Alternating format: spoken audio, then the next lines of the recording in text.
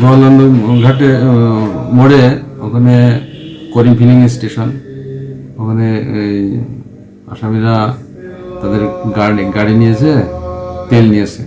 তেল নেওয়ার পরে তেলের টাকা দেয় না, টাকা না দিয়ে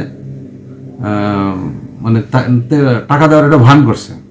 আবার ওই ফিলিং স্টেশনের কর্মচারী যে সে ওই ওদের কাছে টাকা দেবে আশায় আছে।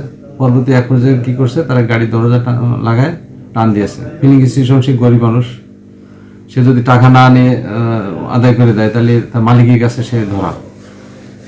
সেই কারণে সে ওই টাকা নেওয়ার জন্য সে গাড়ির সাথে সাথে দৌড়াইছে। এক পর্যায়ে তাকে গাড়ি চাপা দিয়ে রাস্তা করে হত্যা করে চলে যায়। হ্যাঁ, এটাই আমরা পেয়েছি। তারা চাপা দেয়, দিয়ে চলে যায়।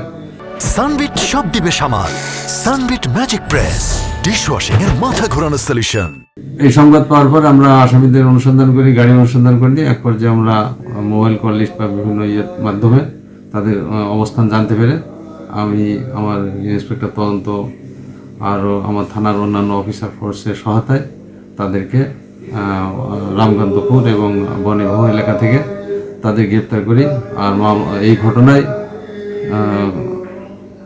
যে গাড়ি দিয়ে তারা চাপা দিয়েছিল সেই গাড়িকে আমরা উদ্ধার করে থানায় আমাদের থানার হেফাজতে নেওয়া হয়।